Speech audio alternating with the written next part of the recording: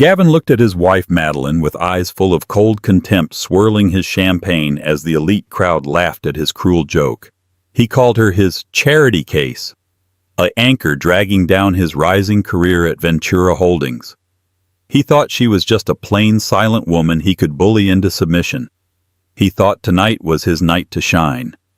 But Gavin forgot one thing. Silent waters run deep. In exactly 1 hour, the host of this luxury gala, the man Gavin was desperate to impress, would walk onto the stage and drop a truth bomb that wouldn't just ruin Gavin's career, but shatter his entire reality. Gavin came to the party feeling like a king, but he was about to leave with nothing. The silence inside the stretch limousine was suffocating. It wasn't a peaceful silence. It was the kind of heavy, pressurized quiet that comes before a storm. Madeline sat pressed against the cold leather of the door, trying to make herself as small as possible. She smoothed the fabric of her navy blue dress, a modest, off-the-rack gown she had bought 3 years ago. It was clean-pressed and elegant in a simple way, but compared to the flashing neon lights of the city passing by outside, it felt dull. Gavin sat across from her, scrolling furiously on his phone. The blue light illuminated his sharp jawline and the deep furrow between his brows.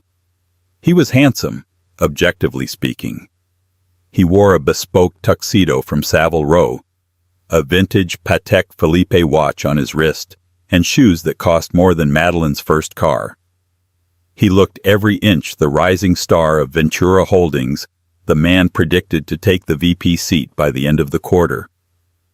"Are you going to sulk all night?" Gavin didn't look up from his phone. His voice was smooth baritone and laced with irritation. "Because if you are, I can have the driver turn around and drop you off. I don't need a dark cloud hovering over me while I'm trying to close the deal with Arthur Penhaligon." Madeline took a breath, keeping her eyes on the passing skyline. "I'm not sulking, Gavin. I'm just nervous. You know I don't fit in at these events." Gavin finally looked up. His eyes swept over her, dissecting her appearance with clinical cruelty. He looked at her simple pearl earrings, fakes, and the lack of professional makeup. He sneered. "You don't fit in because you don't try, Madeline." He snapped, locking his phone and tossing it onto the seat beside him. "Look at you. Everyone else's wives will be wearing Versace Dior custom pieces. You look like you're going to a parent-teacher conference. I told you to buy something new." "You blocked the credit card, Gavin," Madeline said softly, her voice steady despite the sting in her chest. "You said we were optimizing assets for the new investment portfolio." Gavin rolled his eyes, a gesture of exaggerated patience. "That's finance, Madeline. You wouldn't understand. I expected you to use some initiative, maybe dip into that little savings account of yours. But no, you'd rather embarrass me. Do you have any idea how important tonight is? Arthur Penhaligon is the most elusive investor in the state. If I impress him, I get the promotion. If I get the promotion, we move to the penthouse. But if he sees me with a wife who looks like this, he's going to think I lack taste and judgment." He leaned forward, his cologne a sharp, musky scent that used to smell like home but now smelled like anxiety, filling the space between them. "Tonight you are not my wife. You are an accessory, and right now you're a cheap one. So, here is the rule. You do not speak unless spoken to. You do not laugh at your own jokes. You stand 3 steps behind me, hold my drink if I need my hands free, and smile. Can you manage that, or is that too complex for you?" Madeline met his gaze. There was a time when his insults would have made her cry. 3 years ago, when they first married, she would have begged for his forgiveness. She would have apologized for being too plain, too quiet, too boring. But 3 years of emotional erosion had left something hard and jagged underneath her soft exterior. "I can manage Gavin," she said. "Good." He checked his watch. "And fix your hair. A strand is loose. It looks messy." The car began to slow down. Through the tinted windows, the entrance to the Grand Oak Haven estate came into view. It was blinding. Searchlights swept the sky and a red carpet stretched up the massive stone steps like a tongue waiting to swallow them whole. Paparazzi lined the velvet ropes, their cameras flashing like lightning storms. This was the Obsidian Gala, the most exclusive charity event of the year, hosted by the mysterious billionaire philanthropist Arthur Penhaligon. Gavin adjusted his cufflinks, his demeanor shifting instantly. The scowl vanished, replaced by a practiced, charming smile. He looked like the perfect husband, the perfect businessman. "Showtime," he muttered. "Don't mess this up, Madeline." The chauffeur opened the door. Gavin stepped out first, waving to a few people he didn't even know, basking in the attention. He didn't offer a hand to help Madeline out. She climbed out herself, her heel catching slightly on the plush carpet, but she recovered quickly. She walked to his side, but he subtly angled his shoulder, creating a physical barrier between them. He wasn't walking with her. He was walking near her. "Gavin! Gavin Lawson!" A voice called out from the crowd of tuxedoed men near the entrance. It was Lucas, a junior associate at Gavin's firm, accompanied by a woman in a shimmering gold dress that was cut dangerously low. "Lucas," Gavin beamed, shaking the man's hand vigorously. "Good to see you. And Jessica, you look stunning as always." Jessica, a marketing executive at Ventura Holdings, who Madeline suspected had been working late with Gavin far too often lately, flashed a dazzling, predatory smile. "Gavin, stop it." Jessica giggled, touching his arm with a familiarity that made Madeline's stomach turn. "You look dashing. That tux is absolute perfection." She glanced at Madeline, her smile dimming by a fraction, her eyes flicking up and down. "And... oh, Madeline, you're here. How quaint. Is that the same dress you wore to the Christmas party in 2023? Gavin let out a short, sharp laugh. "I tried to tell her, Jessica, some people just don't appreciate the finer things. She's sentimental. Or stubborn." "Well, it's certainly brave," Jessica cooed, linking her arm through Lucas's but keeping her body turned toward Gavin. "Let's go inside," Gavin said, effectively cutting Madeline out of the circle. "I heard Penhaligon is already in the VIP lounge. I need to get FaceTime before the old man gets tired." They moved toward the massive oak doors, Gavin and Jessica chatting animatedly about quarterly projections and office gossip while Madeline trailed behind the ghost at the feast. As they crossed the threshold into the ballroom, the sheer scale of the wealth hit them. Crystal chandeliers the size of small cars hung from the ceiling. A live orchestra played Debussy in the corner. Champagne towers defied gravity on tables draped in silk. Madeline took a deep breath. Gavin thought she was here to be his silent prop. He thought she was trapped. But as her eyes scanned the room, landing on the security detail standing near the back exits, her expression remained calm. Gavin didn't know that the invitation hadn't actually been addressed to Mr. Gavin Lawson and Guest. It had been addressed to Mrs. Madeline Lawson and Guest. Gavin had just been too arrogant to read the envelope before tearing it open. The ballroom was a sea of black ties and designer gowns, a swirling kaleidoscope of power and influence. Madeline felt the familiar prickle of anxiety, but she pushed it down. She had a role to play tonight, just not the one Gavin had assigned her. "Get me a scotch, neat, and a sparkling water for yourself. Don't drink alcohol. You get flushed and it looks lower class." Gavin commanded, barely looking at her as he scanned the room for prey. Madeline walked to the bar. The bartender, a young man with a sharp undercut, looked at her kindly. "What can I get you, ma'am?" "A scotch neat. And actually make it a gin and tonic for me," she said, defying Gavin's order for the first time that night. "Coming right up." As she waited, she observed the room. She saw the CEO of Kincaid Tech arguing with his wife in hushed tones near a sculpture. She saw the heiress of the DuPont fortune crying silently into a napkin while her friends took selfies. Money didn't buy happiness, but it certainly bought better costumes for the misery. When she returned to Gavin, he was deep in conversation with a group of senior partners from a rival firm. Jessica was there too, laughing loudly at everything the men said, her hand resting casually on Gavin's shoulder. Madeline held out the scotch. Gavin took it without a thank you, not even breaking eye contact with the man he was speaking to, Mr. Henderson, a heavy-set man known for his ruthless acquisition tactics. "Ah, the wife returns," Henderson boomed, his face flushed with wine. "Gavin, you were just telling us about the restructuring plan." "Yes," Gavin said, taking a sip of the scotch. "Efficiency is key. You have to trim the fat. If an asset isn't performing, you cut it. It's the same with employees, and frankly," he glanced at Madeline with a smirk, "it's a philosophy I apply to everything.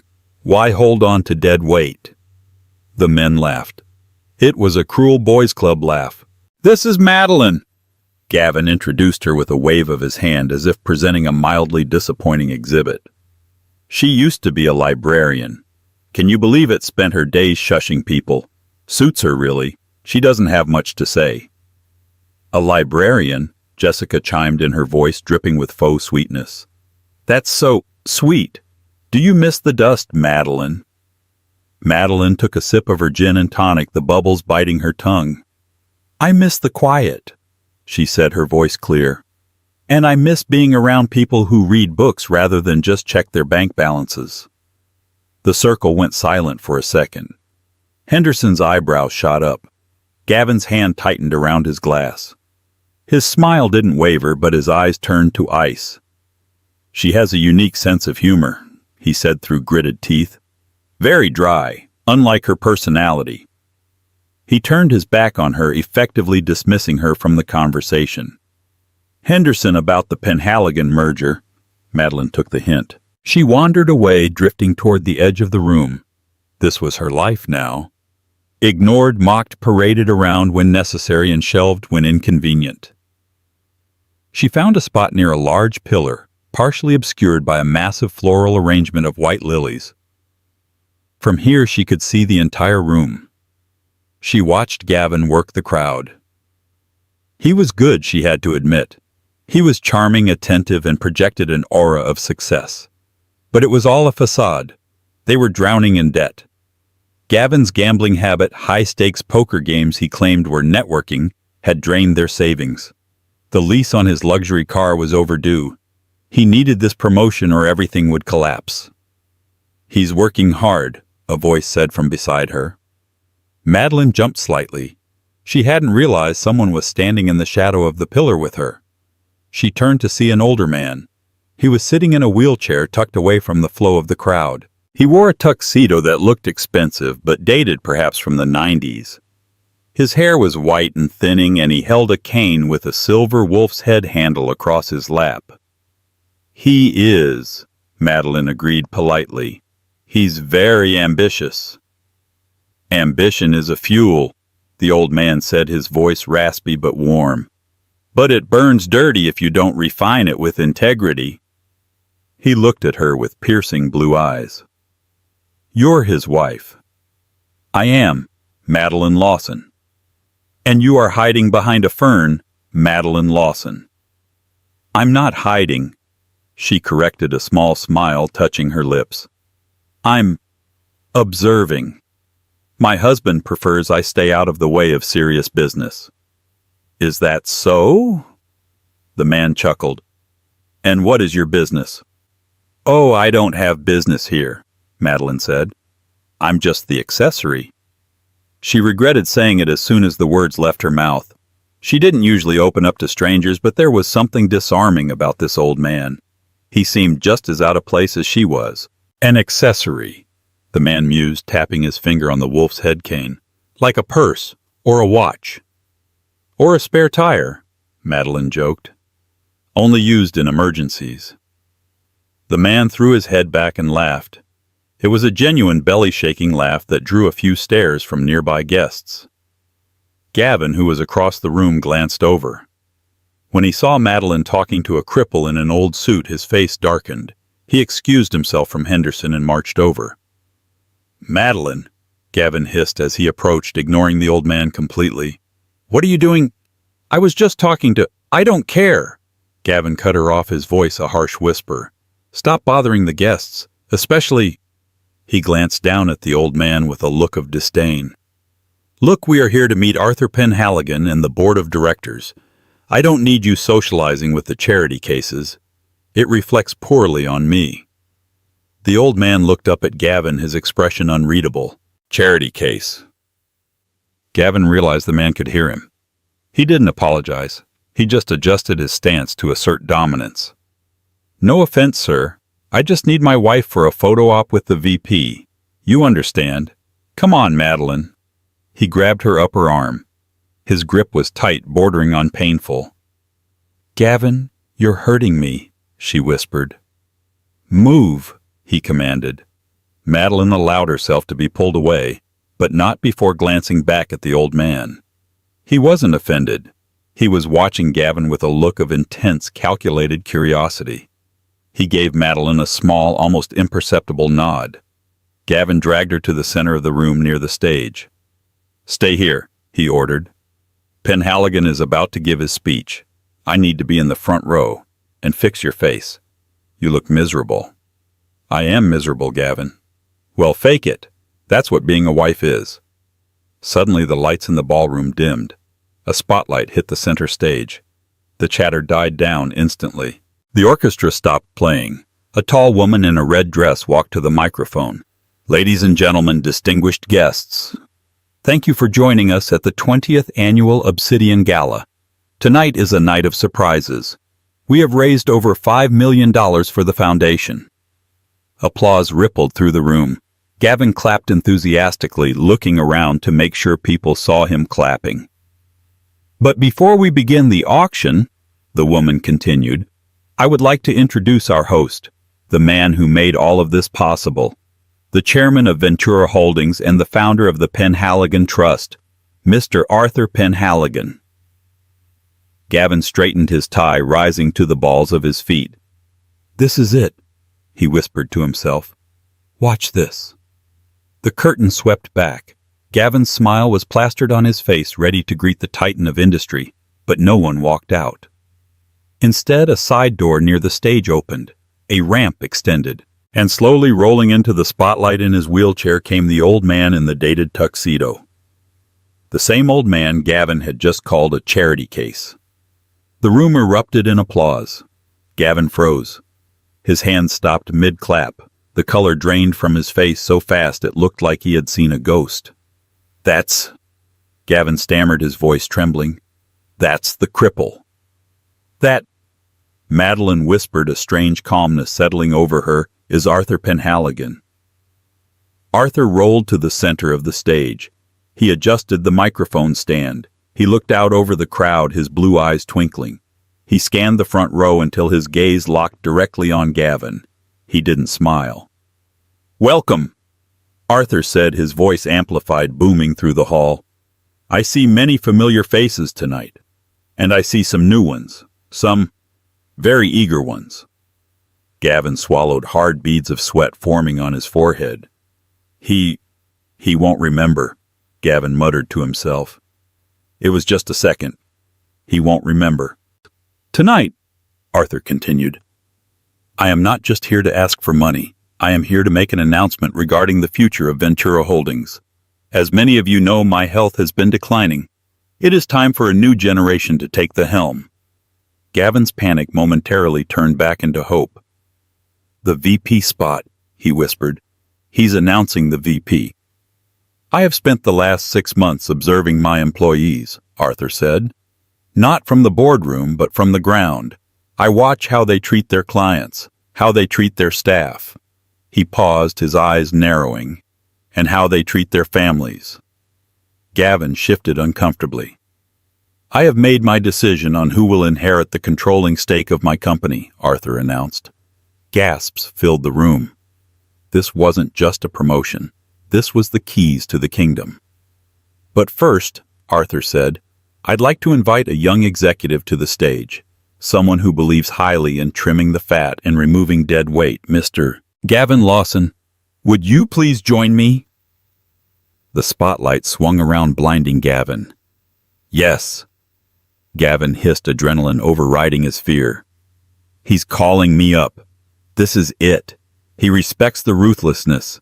He respects the drive. Gavin buttoned his jacket, puffed out his chest, and began to walk toward the stairs. He didn't look at Madeline. He left her standing in the dark. He bounded up the stairs, shaking the hand of the woman in red, and approached Arthur. He extended his hand. "Mr. Penhaligon," Gavin said, his voice projecting for the crowd. "It is an honor." Arthur did not take his hand. He left Gavin hanging there, hand extended in the void, for 5 agonizing seconds. The crowd began to murmur.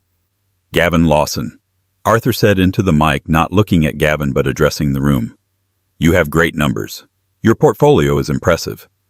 Gavin smiled, lowering his hand awkwardly. "Thank you, sir." "But," Arthur continued, his voice dropping an octave, "you are a small man, Gavin. I don't mean in stature. I mean in spirit. 10 minutes ago you called me a charity case because I sat in a wheelchair. You told me not to bother your wife." A ripple of shock went through the crowd. Phones were raised. Recording started. Gavin's smile wavered, twitching at the corners. "Sir, I was joking. It was a misunderstanding." "Was it?" Arthur asked. "And the way you spoke to your wife in the car, my driver heard everything. You called her an accessory. You called her cheap." Gavin looked around wildly. That's a private matter." "There is nothing private when you work for me," Arthur boomed. "Character is what you do when you think no one is watching. And your character is rotten, Mr. Lawson." Arthur turned his wheelchair to face the audience again. "I told you I have chosen my successor. Someone who understands the value of silence. Someone who observes. Someone who has integrity, even when they are treated like dirt." Arthur extended his hand, pointing a trembling finger toward the darkness of the ballroom floor. "Mrs. Madeline Lawson, please come to the stage." The spotlight found Madeline in the darkness. For a moment she didn't move. The weight of hundreds of eyes pressed against her, judging, confused, curious. For 3 years she had made herself invisible. She had worn the beige cardigans, the sensible shoes, and the silence that Gavin required of her. She had played the part of the dull, grateful wife because she had hoped foolishly that Gavin would eventually love her for who she was, not for what she could give him. But that hope had died in the car ride over. It had drawn its last breath when he called her an accessory. Madeline took a step forward, then another. Her chin, usually tucked down in submission, lifted. She walked through the crowd and the guests parted for her like the Red Sea. She wasn't walking with the hurried, apologetic scuttle of a frightened wife anymore. She moved with a slow, fluid grace that she had learned in boardrooms Gavin didn't even know existed.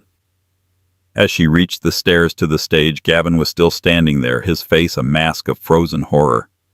He looked at Arthur, then at Madeline, his brain unable to compute the data. "Madeline," Gavin whispered as she ascended the steps. His voice cracked. "What is he talking about?" "Sit down. You're embarrassing us."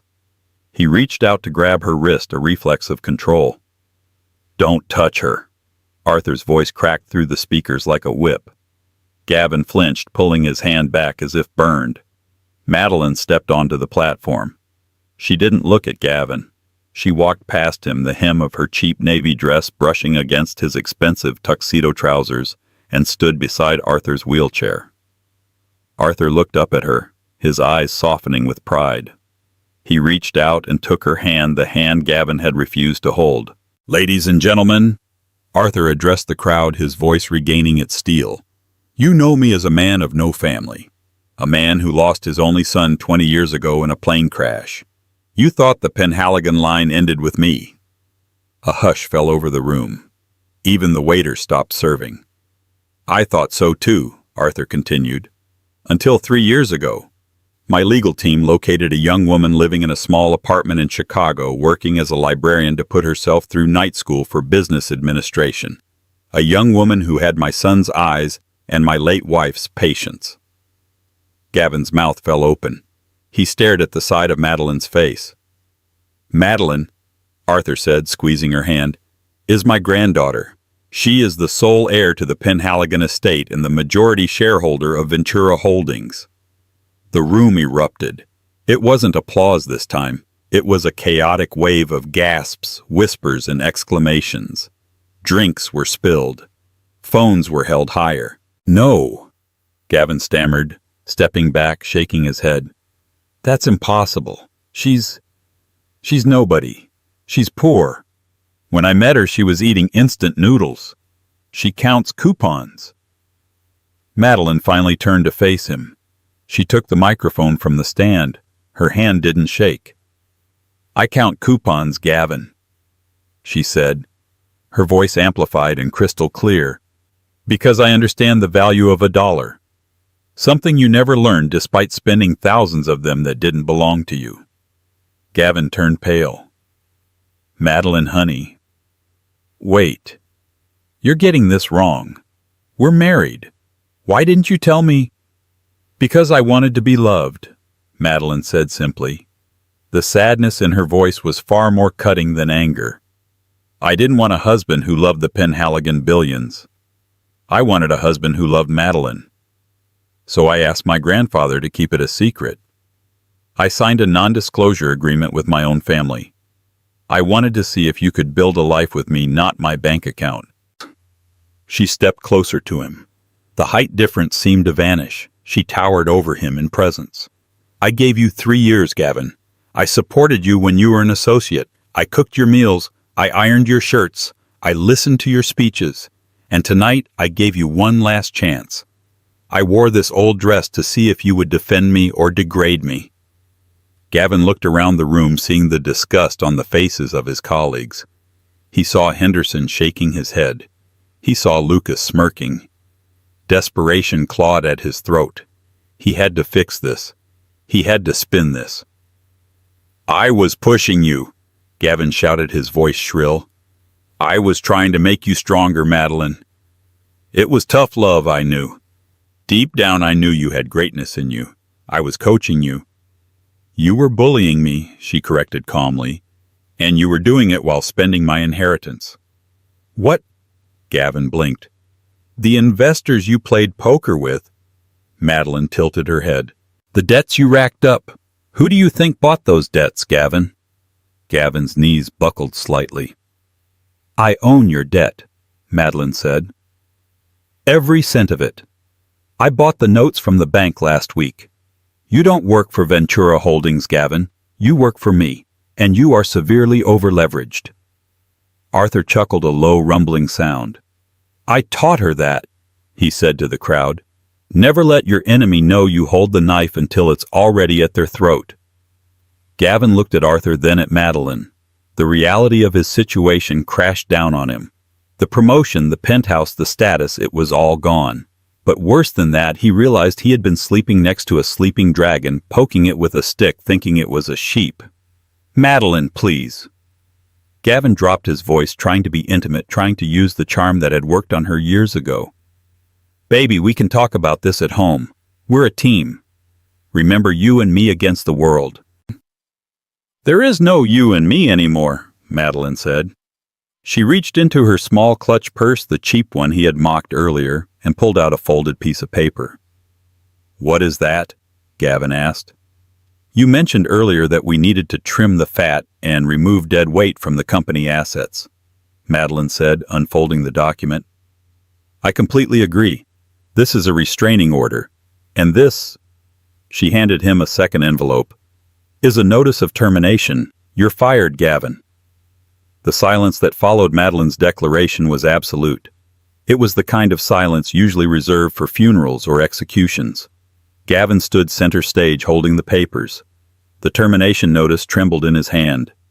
He looked like a man who had stepped off a curb and been hit by a bus. Fired, he whispered. You can't fire me. I'm the top earner in the Northeast Division. I brought in the Penhaligon account. You didn't bring in the account, Gavin. Arthur interrupted, his voice dry. I invited you here tonight to fire you personally. My granddaughter just beat me to it. And frankly, she did it with more style. Gavin looked at the crowd. He needed an ally. He needed someone to validate his reality. His eyes locked onto Jessica in the front row. Jessica, who had been laughing at Madeline 20 minutes ago. Jessica, his work wife, his partner in cruelty. Jessica, Gavin called out, pointing at her. Tell them about the numbers. Tell them how hard I work. Jessica stiffened. The spotlight drifted, slightly catching her in its halo.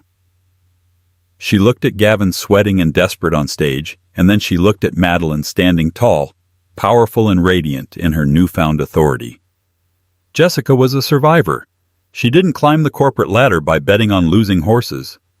She took a sip of her champagne, her face closing off like a vault door. She turned to the man next to her and said loudly enough for the front row to hear, "I never really liked him. He was always so aggressive with his staff." Gavin reeled back as if slapped. We had dinner last night. You said I was a visionary." Jessica ignored him studiously, examining her manicure. Gavin turned back to Madeline, anger replacing the shock. "You planned this," he snarled, stepping toward her. "You set me up. You let me walk into this trap. You lied to me for 3 years." Security guards, large men with earpieces who had been waiting in the wings, stepped forward, but Madeline raised a hand to stop them. She wasn't afraid of him. Not anymore. "I didn't lie, Gavin. I omitted," she said. "I told you I came from a modest background, which is true. My mother raised me on a nurse's salary. I told you I wanted a simple life, which is true. You were the one who filled in the blanks with your own prejudices. You saw a quiet woman and assumed she was weak. You saw a cheap dress and assumed she was poor. That's your failure, not mine." She turned to the audience. "I apologize for the scene," she said, her voice shifting to a professional, welcoming tone. "But Ventura Holdings values transparency, and we value respect. Starting tomorrow, there will be significant changes in our corporate culture. We will no longer reward arrogance. We will reward competence and kindness." The crowd erupted in applause. It was genuine this time. People love a fall from grace, but they love a hero rising even more. "Get him out of here," Arthur commanded the security team. 2 guards moved in. They didn't rough him up. They didn't have to. They just took Gavin by the elbows, treating him like an unruly drunk at a dive bar. "Get off me!" Gavin shouted, struggling uselessly as they marched him toward the stairs. "I have rights. This is wrongful termination. I'll sue. Do you hear me, Madeline? I'll take half. We're married. I'll take half of everything." Madeline leaned into the microphone one last time. "Read the prenup, Gavin. The one you made me sign because you thought I was after your credit card limit. It has a no infidelity clause, and I have the text messages between you and Jessica." The crowd gasped again. Jessica choked on her drink. Gavin's legs seemed to stop working. He dragged his feet as security hauled him down the stairs. The walk of shame was excruciating. He had walked up those stairs a king. He was being dragged down them a peasant. As they pushed him through the ballroom, the guests parted, but not out of respect. They recoiled. Men he had golfed with turned their backs. Women he had flirted with looked through him. He was radioactive. They shoved him through the heavy oak doors and out into the cool night air. The gala was warm and golden inside. Outside it had started to rain. "And don't come back," the head of security said, tossing Gavin's phone, which he had left in the limo, onto the wet pavement. Gavin stumbled, catching his balance on one of the stone pillars. He watched the doors close, shutting off the music and the light. He was alone. He scrambled for his phone. The screen was cracked. He dialed the only person he thought might help him. Lucas, man. Listen, it's a disaster. She's crazy. I need a place to crash, just for tonight." "Gavin?" Lucas's voice was tinny on the line. "Don't call me. Serious, man. I'm up for review next month. If they see your number on my log, I'm toast. Lose this number." Click. Gavin stood in the rain, the water soaking his Savile Row tuxedo. He looked at the limo waiting at the curb. He ran toward it. Jerry, take me home." Gavin banged on the window. The window rolled down an inch. The driver, Jerry, looked out. "Sorry, Mr. Lawson. I take orders from Mrs. Lawson now. She told me to wait for her. You'll have to call a cab." "This is my car. I pay the lease." "Actually, sir," Jerry said, his eyes flat, "the company pays the lease, and you're not company anymore." The window rolled up. Gavin stood there shivering. The adrenaline was fading, leaving a cold, hard knot of terror in his stomach. He had no job, he had no car. His credit cards were likely frozen, and he had just been publicly humiliated in front of every major investor in the city. Inside the ballroom, the atmosphere had transformed. The tension brought by Gavin's arrogance had evaporated. Madeline stood off stage, her hand trembling slightly now that the adrenaline was wearing off. Arthur wheeled over to her. "You did good, kid," he said softly. "You did real good." "I feel sick," Madeline admitted, pressing a hand to her stomach. "That was cruel. Was I too cruel?" "He tried to erase you, Madeline," Arthur said sternly. "You didn't destroy him. You just turned on the lights. Whatever broke was already cracked." A waiter approached with a tray. "Mrs. Lawson, a drink." Madeline looked at the scotch on the tray, then at the gin and tonic. She shook her head. "Water," she said. "And please call me Ms. Penhaligon. I'll be changing my name back in the morning." "Of course, Ms. Penhaligon." As she sipped the water, a man approached her. It was Mr. Henderson, the man Gavin had been trying so hard to impress. "Ms. Penhaligon," Henderson said, bowing his head slightly, a sign of respect he had never shown Gavin. "I must say that was quite a performance. Your husband, ex-husband, had us all fooled."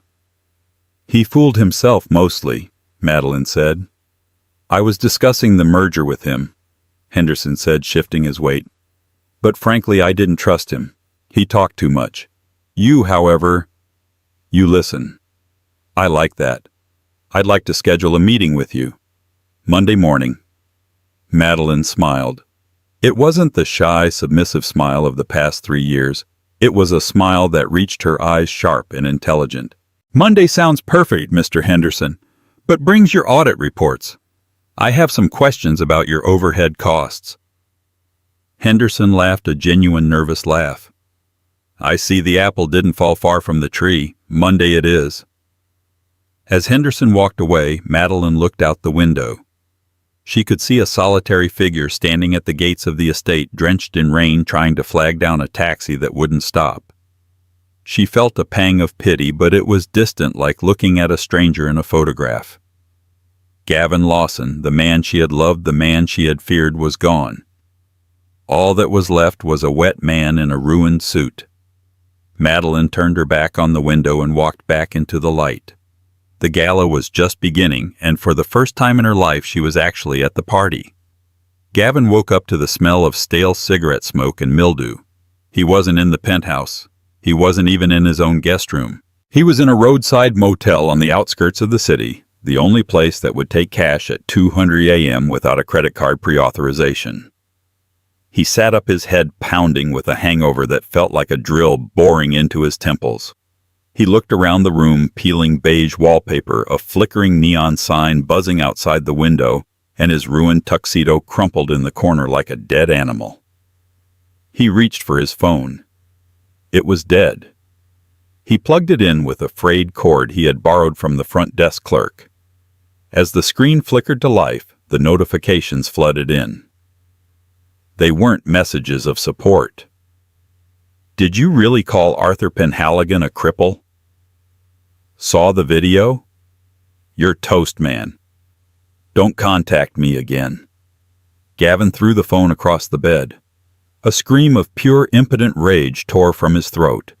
He punched the mattress, kicking the sheets off. "She can't do this to me," he snarled to the empty room.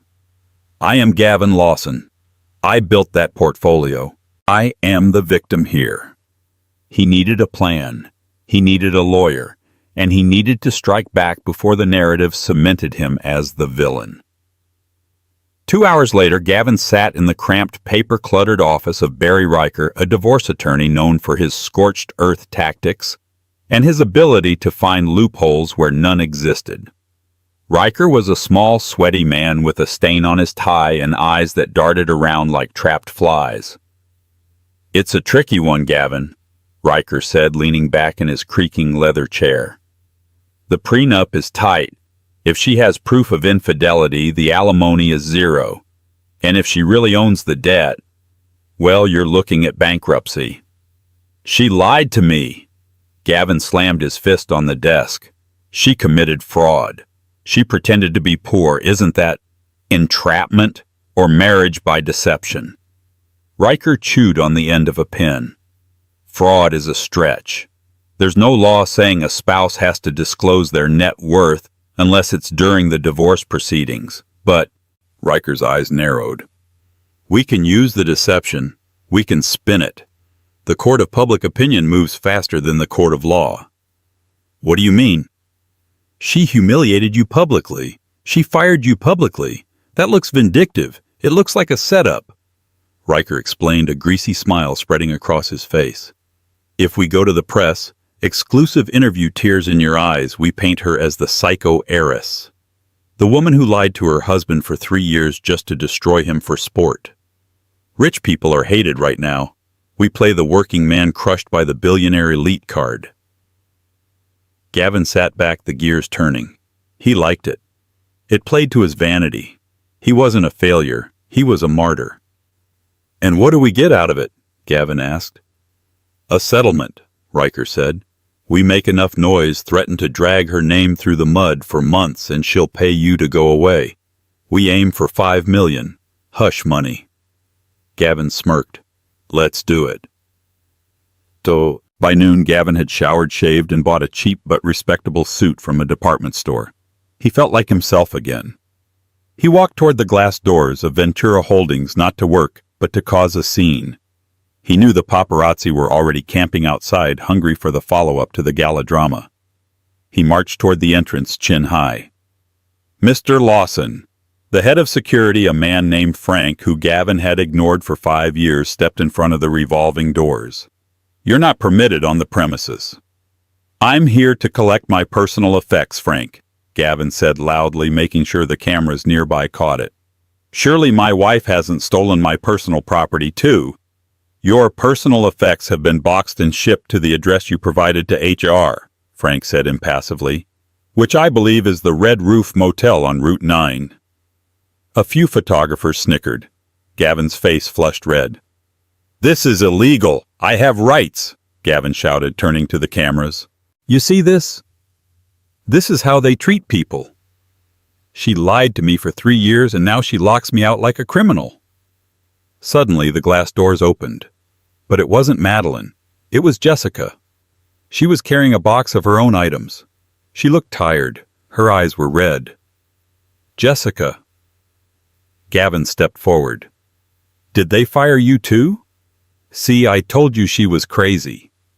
Jessica looked at him with pure venom. Stay away from me, Gavin. I didn't get fired because she's crazy.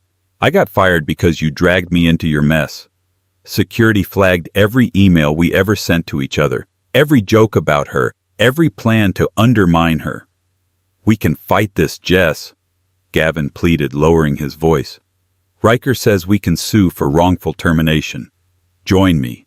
We can take her down together. Jessica laughed, a harsh, bitter sound. You don't get it, do you? She's not just rich, Gavin. She's competent. I saw the audit logs before I left. She's been reviewing the accounts all morning. She knows everything. Everything. Gavin felt a cold chill slide down his spine. Everything, Jessica repeated. Good luck, Gavin. You're going to need it. She pushed past him, hailing a cab. Gavin stood on the sidewalk, the cameras flashing. He felt the ground shifting beneath him, but he was too far gone to stop. He dialed Riker. Book the interview, Gavin said. Channel 4. Tonight. We burn her down. Gavin woke up to the smell of stale cigarette smoke and mildew. He wasn't in the penthouse.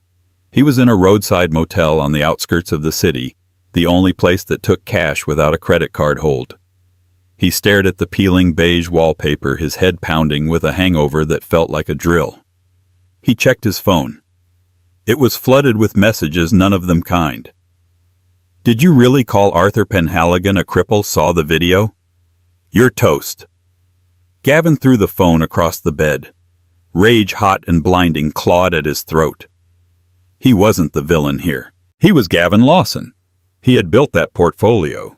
He was the victim of a long con.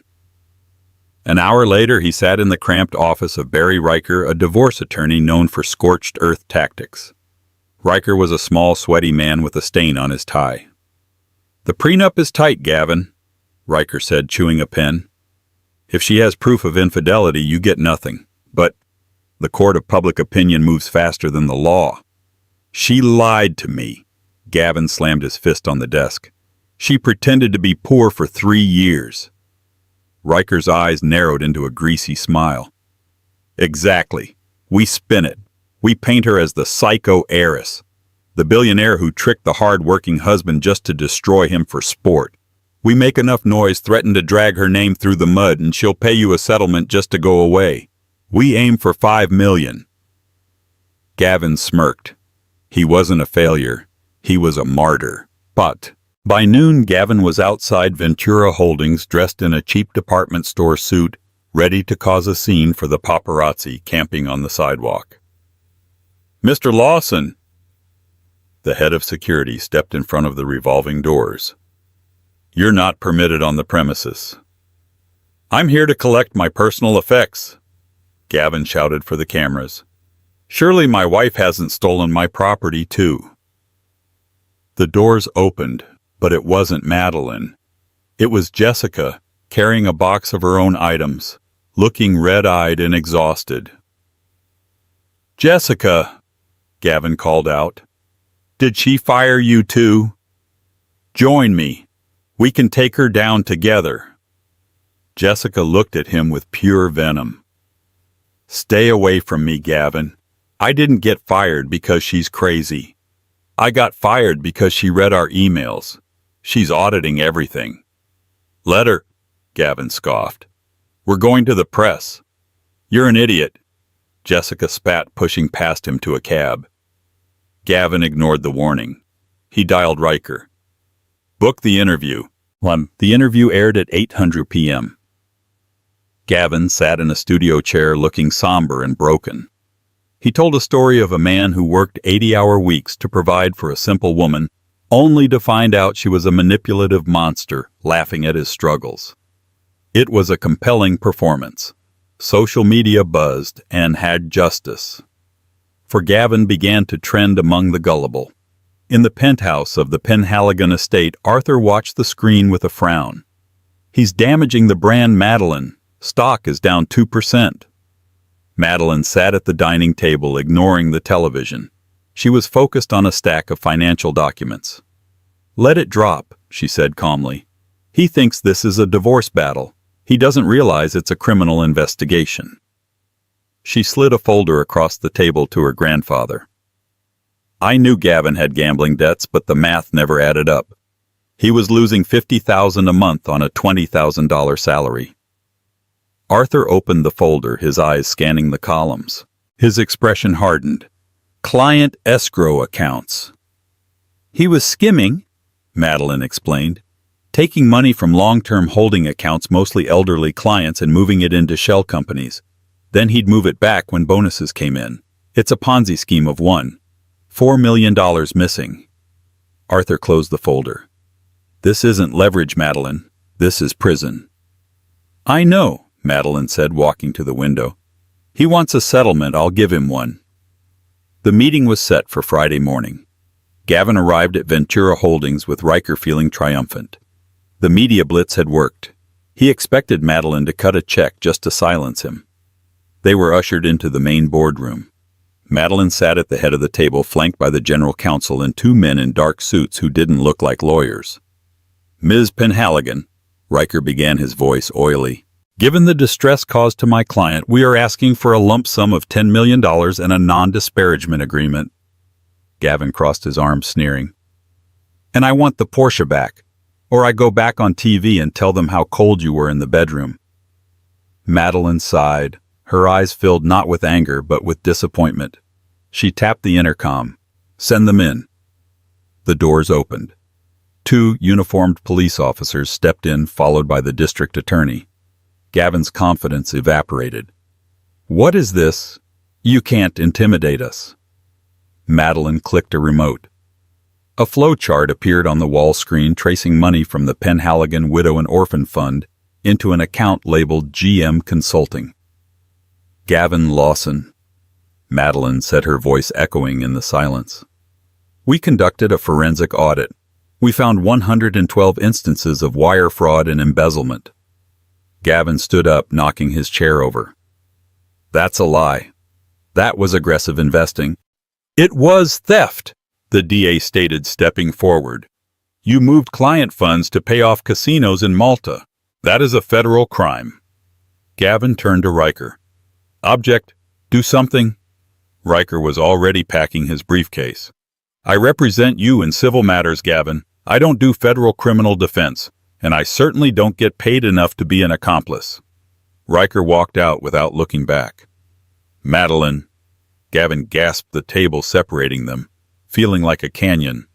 Madeline, please. I'm your husband. You're my ex-husband, Madeline corrected. And you're a thief. I did it for us. Gavin shouted, tears streaming down his face as the officers cuffed him. I wanted to give you the life you deserved. I wanted to be big enough for you. I never asked for big, Madeline whispered, watching him being dragged toward the door. I asked for honest. The doors closed, cutting off his screams.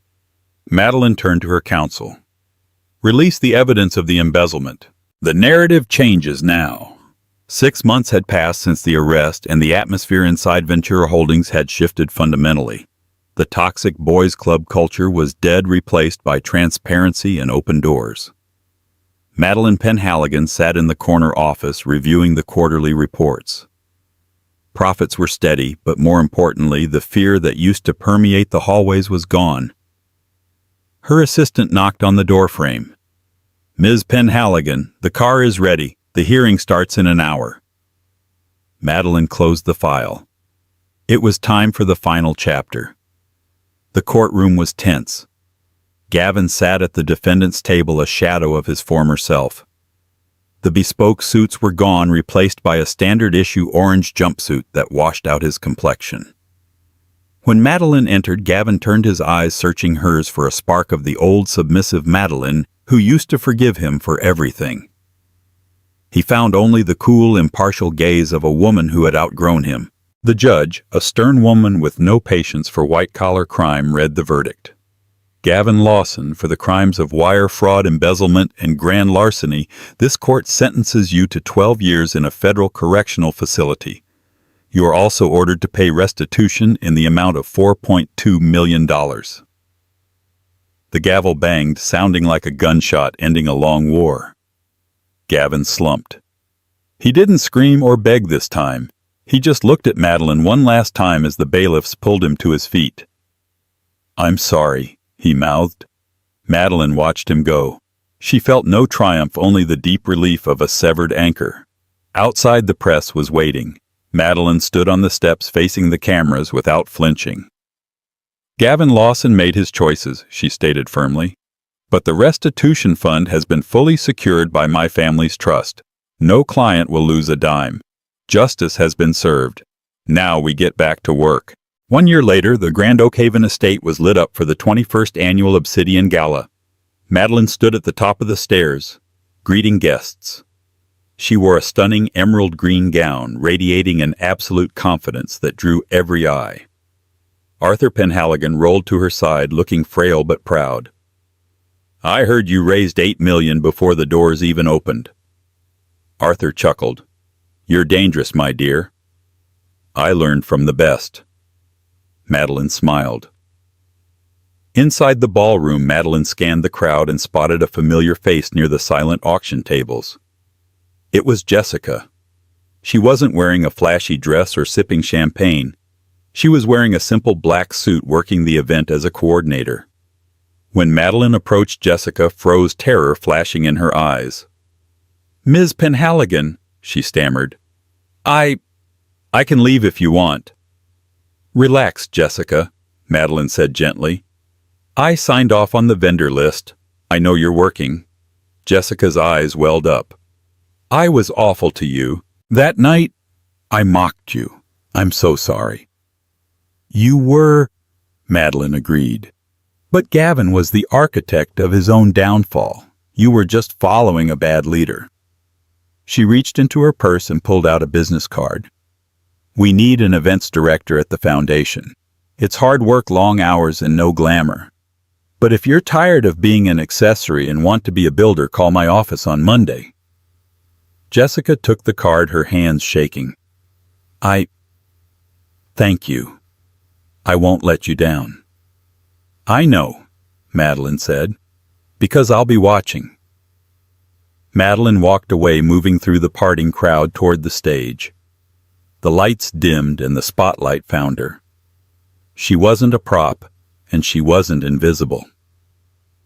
"Welcome," Madeline's voice rang out strong and clear. "My name is Madeline Penhaligon, and I have a story to tell you." Madeline's victory proves that silence isn't weakness and true power comes from integrity. Gavin built his life on arrogance and lies, only to find that the accessory he mocked held the keys to his destruction. He learned the hard way that the best revenge isn't screaming, it's succeeding. What do you think? Did Gavin deserve his 12-year sentence, or did he get off easy? Let me know in the comments below. If you enjoyed this story of justice served, please hit that like button and subscribe so you never miss another dramatic karma story. Thanks for watching.